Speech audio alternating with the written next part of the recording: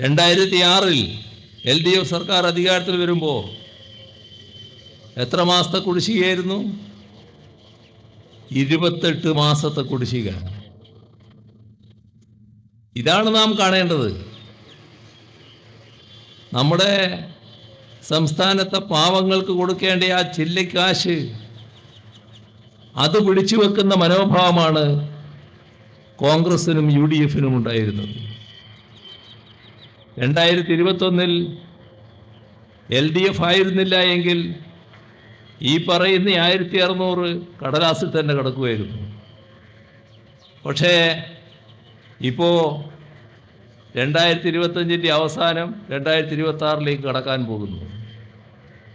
ഈ ഘട്ടത്തിൽ ആ 1600 കൃത്യമായി കൊടുക്കുന്ന അവസ്ഥയുണ്ടായി. അത് കൊടുക്കാതിരിക്കുന്നതിനാവശ്യമായ ഇടപെടലുകളും പലതരത്തിലുള്ള സമ്മർദ്ദങ്ങളും പല രീതിയിലുണ്ടായി.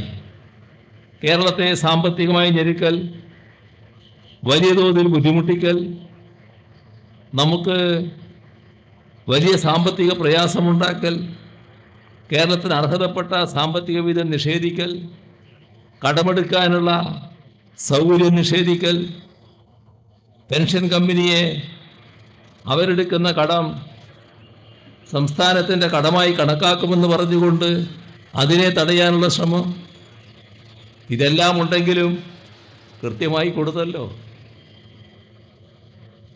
അവസാനം 1600 എന്നത് 2000 ആക്കി ഉയർത്തുന്നതിനെയും സംസ്ഥാന സർക്കാർ സ്വീകരിച്ചു.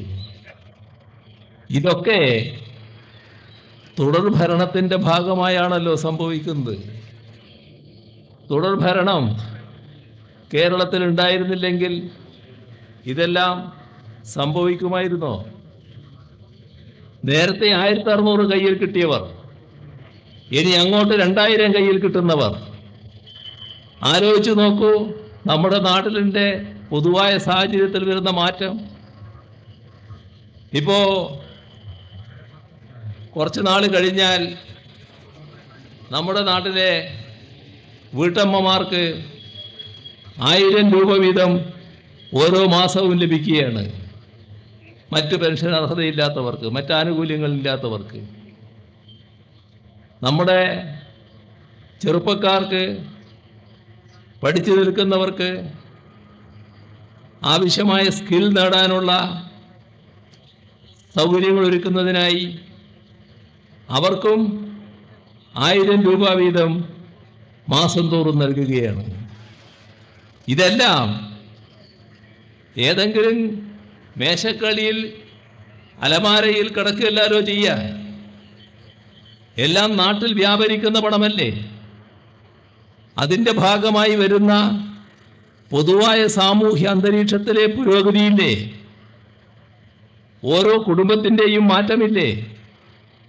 ഇത്തരം ദുരിതമനുഭവിക്കുന്ന ഓരോ ആളിനും വരുന്ന മാറ്റമില്ലേ? അതിൻ്റെ എല്ലാം ഭാഗമായല്ലേ ദാരിദ്ര്യം ഏറ്റവും കുറഞ്ഞ സംസ്ഥാനമായി നമ്മുടെ നാട് മാറുന്നത്. അതോടൊപ്പം പൊതുവിതരണ രംഗം ശക്തിപ്പെടുത്തൽ. പൊതുവിതരണ രംഗം ശക്തിപ്പെടുത്തുന്നതിനായി കേരള ഗവൺമെൻറ് ഈ കഴിഞ്ഞ 9 വർഷമെടുത്താൽ 15,000 കോടി രൂപയാണ് ചെലവഴിച്ചിട്ടുള്ളത് എന്ന് കാണണം.